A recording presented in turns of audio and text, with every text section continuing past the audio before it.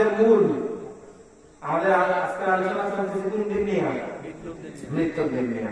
নবী বলতেছেন শয়তান আসবে, এসে বলবে, শয়তান যে আসবে আপনি আসবে না। শয়তান ওই যে মারা যাচ্ছে, ওই মরে যাওয়া ব্যক্তি আগে মারা যাওয়া মা অথবা বাবা কারো একজনের চেহারা নিয়ে আসবে। কত ভয়ঙ্কর কথা না?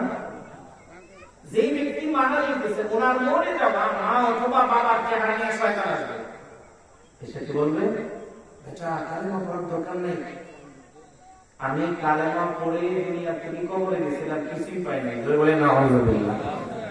তুমি কালেমাটা না পড়ে এমনি কবরে আসো, তোমার জন্য জান্নাতের রাস্তা খোলা। আর যদি বলেন নাউযুবিল্লাহ, এই কাজটা কে করবে? শয়তান। শয়তান। আর যদি বলেন কে? শয়তান। শয়তান নিজের চেহারা নিয়ে করবে না, তার মরে যাওয়া মা অথবা বাবার চেহারা নিয়ে করবে, আর ডাকবে বেটা করে। এতটুকু কথা শোনার পরে ভিতরে কি একটু টেনশন ঢুকছে? চিন্তা ঢুকছে? একটু কথা বলেন, চিন্তা ঢুকছে? কেন ঢুকবে না ভাই? সাহাবায়ে কেরাম কান্না শুরু করে দিয়েছে। সামনে যারা ছিলেন মুস্তাদরাক হাকিমের হাদিস, সাহাবায়ে কেরাম সামনে যারা ছিলেন সবার চোখে পানি, কান্না শুরু করছে। মুহাদ্দিসিন কেরাম বলেন সাহাবায়ে কেরাম কান্না করলেন কেন? এটা নবী যদি বয়ান শুরু করলেন, সাহাবায়ে কেরাম কান্না করার অনেকগুলো ব্যাখ্যা করা গেছে। তার মধ্যে অন্যতম একটা ব্যাখ্যা আমি সংক্ষেপে বলতেছি আপনাদের সাথে। একজন সুস্থ সবল মানুষকে দুনিয়াতে আল্লাহ তাআলা অনুভূতি শক্তি দিয়েছেন কয়টা? 5টা। কয়টা? একজন সুস্থ সবল মানুষকে আল্লাহ তাআলা পঞ্চ ইন্দ্রিয় দান করেছেন। কথা বলেন ঠিক কিনা? সেই ইন্দ্রিয়গুলো আমাদের এখন সচল না অচল? সবাই বলতে হবে সচল না অচল? পঞ্চ ইন্দ্রিয় আল্লাহ আমাদেরকে দান করেছেন, সবগুলো এখন আমাদের সচল। আমরা চোখ দিয়ে দেখি, কানে শুনি, আমরা জিহ্বার মধ্যে লাগাইলে বুঝি কোনটা মিষ্টি কোনটা তিতা, আমরা হাতে স্পর্শ করলে বুঝি কোনটা ঠান্ডা কোনটা গরম। কথা বলেন ঠিক কিনা? মুসলমান ভাইরা আমার, মুহাদ্দিসিন কেরাম বলেন সাহাবায়ে কেরাম কান্না করলেন। তার অন্যতম কারণ সাহাবায়ে কেরাম দেখলেন সর্বনাশ, দুনিয়াতে একটা সুস্থ সবল মানুষের যখন তার পঞ্চ ইন্দ্রিয় সচল, তখনই শয়তান ধোঁকা দেয়, তার দৈনিক 5 ওয়াক্ত নামাজ নষ্ট করিয়ে দেয়। কথা বলেন না কেন? একজন পঞ্চ ইন্দ্রিয় সম্পন্ন মানুষকে ধোঁকা দিয়ে রমজানুল মুবারকে শয়তান তার রোজা নষ্ট করিয়ে দেয়। একজন ইন্দ্রিয় সম্পন্ন মানুষকে ধোঁকা দিয়ে শয়তান তার দ্বারা ব্যাপকটা গুনাহ করায়, হারামে লিপ্ত করায়। কথা বলেন ঠিক কিনা? মুসলমান ভাইরা আমার, সাহাবায়ে কেরাম কান্না করলেন যে একজন ইন্দ্রিয় সম্পন্ন ব্যক্তিকে যদি শয়তান ধোঁকা দিয়ে, শয়তান যদি ওয়াসওয়াসা দিয়ে নামাজ নষ্ট করাতে পারে, হারাম কাজে লিপ্ত করাতে পারে, আমার আপনার ইন্তেকালের দিন আমাদের অনুভূতিগুলো সচল হবে না অচল? আরো জোরে বলেন, অচল হবে অচল? ইন্তেকালের দিন আমার আপনার অনুভূতিগুলো সচল হবে না অচল? তাহলে সেই দিন যদি শয়তান তার মা বাবার চেহারা নিয়ে ধোঁকা দেয়, শয়তানের ধোঁকা থেকে ওই ব্যক্তি যার জন্য বাঁচানো সহজ হবে না কঠিন হবে? আর যদি বলেন শুধু কঠিন না, অনেক কঠিন। সাহাবায়ে কেরাম কান্না শুরু করলেন, হায় হায়, এমন বিপদের কথা, কেউ যদি 70 বছর আল্লাহ গোলামি করে আর ইন্তেকালের সময় যদি শয়তানের ধোঁকায় পড়ে ঈমান নষ্ট করে কবরে যায়, তাহলে সব বরবাদ। কথা বলেন ঠিক না বেঠিক? সব কি বরবাদ। তাহলে এমন একটা কঠিন অবস্থা থেকে আমাদের বাঁচার আমল, বাঁচার উপায় জানার দরকার আছে না নাই? আওয়াজ করেন, আছে না নাই?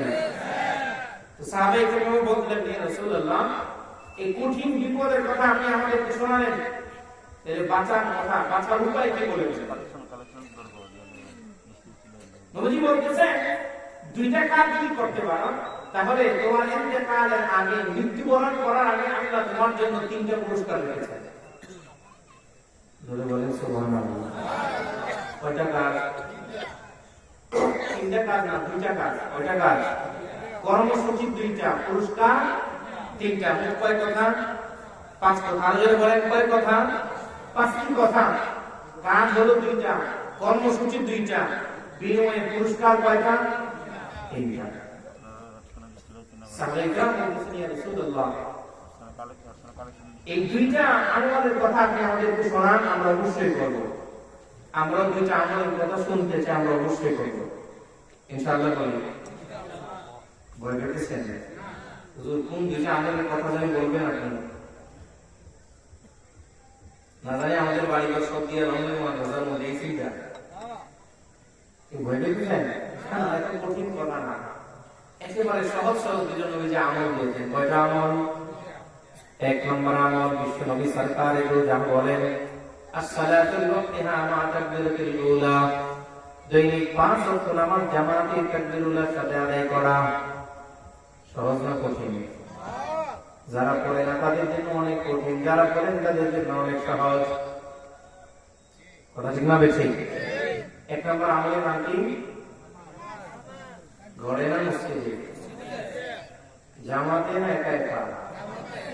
দৈনিক 5 ওয়াক্ত না 4 ওয়াক্ত?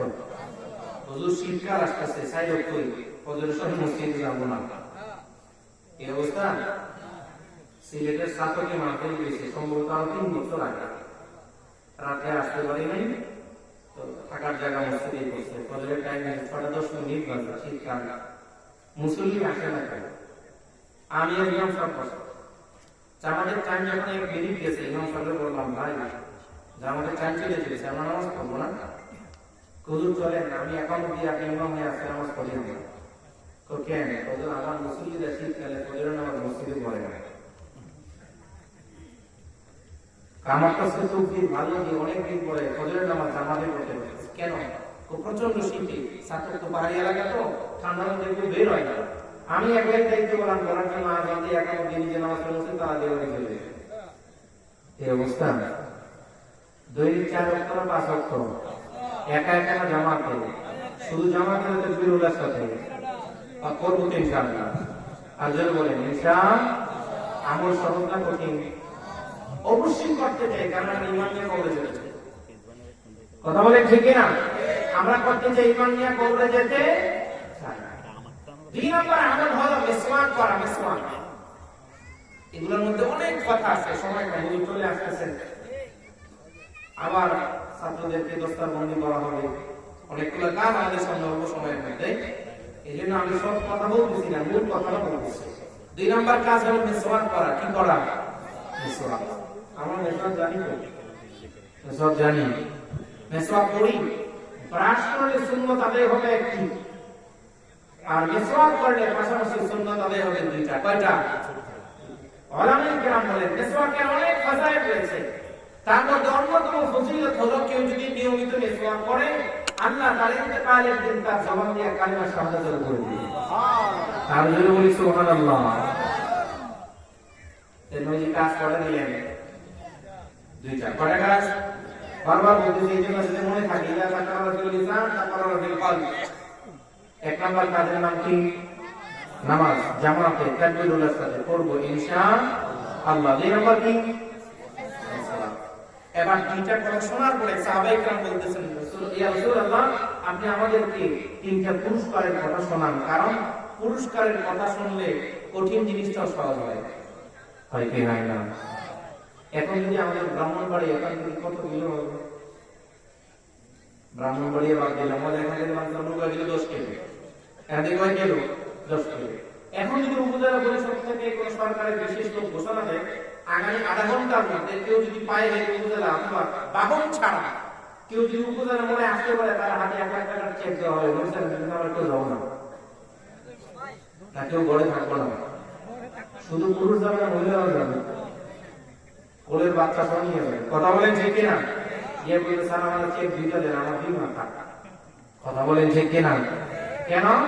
ওখানে কষ্ট করে গেলে বলে কষ্টটা গায়ে লাগবে না, কি পাওয়া যাবে? টাকা। কি পাওয়া যাবে? টাকা। তো নবীজির কাছে সাহাবায়ে কেরাম দরখাস্ত করলেন পয়গম্বর আপনি আমাদেরকে পুরস্কার শোনান। কয়টা পুরস্কারের কথা বলছিলাম? 3টা। কয়টা? 1 নম্বর পুরস্কার খুব ভালো করে মনে রাখেন, একটা কথা বলা যে আমার না, সব হাদিসের কথা।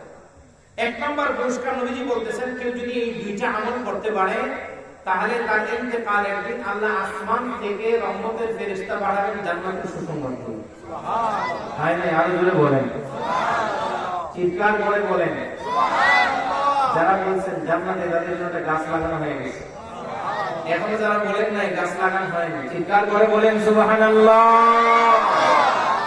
প্রমাণ ইন্নাল্লাযীনা ক্বালু রাব্বুনাল্লাহ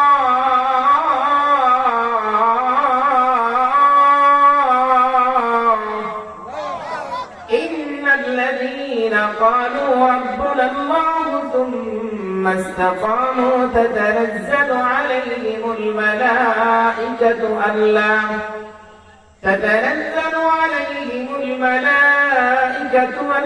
تخافوا ولا تحزنوا وأبشروا بالجنة التي كنتم توعدون نحن أولياؤكم في الحياة الدنيا وفي الآخرة ولكم فيها ما تشتهي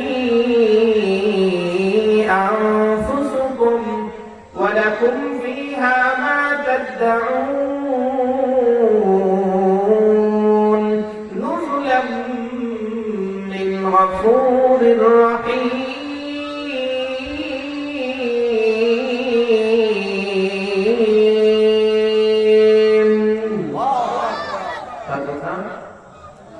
আল্লাহ তাআলা বলেন ইন্নাল্লাযীনা ক্বালু রাব্বুনাল্লাহ 24 নম্বর পারা 19 নম্বর 23 নম্বর আয়াত রব্বুল আলামিন বলেন কেউ যদি আমাকে আল্লাহ বলে মেনে সুম্মা ইসতাকামু তারপর অটল থাকে তাতানাজ্জালু আলাইহিমুল মালায়েকা আমি আল্লাহ তাআলাকে পারে আসমান থেকে ফেরেশতা পাঠাবো সুবহানাল্লাহ। শুধু ফেরেশতা আসবে না, তাতানাজ্জালু আলাইহিমুল মালায়েকা ফেরেশতা এসে বলবে আল্লাহ তাখাফু ওয়া লা তাহজানু ওয়া আবশিরু বিল জান্নাহ। আল্লাহু আকবার বলেন। ফেরেশতা এসে বলবে ভয় নাই, চিন্তা নাই, আল্লাহ তাখাফু ওয়া লা তাহজানু ওয়া আবশিরু বিল জান্নাহ। আল্লাহ তাআলা এই জান্নাতের সুসংবাদ তোমাকে দেওয়ার জন্য রব্বুল কারীম আমাদেরকে বলে পাঠিয়েছেন। চিন্তা করো না, ভয় করো না। এক নম্বর পুরস্কার বিশ্ব নবী বললেন ওই ব্যক্তিটার জন্য যিনি দৈনিক 5 ওয়াক্ত নামাজ জামাতে আদায় করেছেন, মিসওয়াকের আমল নিয়মিত করেছেন, আল্লাহ তার জন্য আসমান থেকে কারেন্টে কানের আগে তার কাছে জান্নাতের সুসংবাদ দিয়ে রহমতের ফেরেশতা পাঠাবেন। পুরস্কারটা কত না বড়? 1 কোটি টাকা দিয়ে কিনা যাবে না, 100 কোটি না। যারা বাইরে টাকা ভাষা করছে তারা কিন্তু বলবে না, যারা 3-4 দেশে মিলে 620টা বাড়ি বানাইছে সেও পারবে না। কথা বলে বলতেন কি করতে হবে? 2টা কাজ। কয়টা কাজ? 1 নম্বর আমল, 1 নম্বর পুরস্কার। 2 নম্বর পুরস্কার সরকার যদি যাহা বলেন ওই ফেরেশতা আমল করে দেবে। ইবলিস বসা আছে ইবলিসের কথা কে বসা ভুলে দিয়েছেন? ওই মাইয়াদের মুরমুর অবস্থায় বসে আছে কে? ইবলিস। আর যারা বলেন কে? ইবলিস বসা। ইবলিস বসে বসে কি করতেছে? ওদের বুঝাইতেছে, সন্তান বলে ডাকতেছে। কত বড় গভীর দেখে ইবলিস কি আমাদের তো হয় একটা হয় দুশমন। সে কে আমাদের দুশমন। সেদিন এসে বলবে আমি তোর মা, আমি তোর বাবা, তোর আপনজন।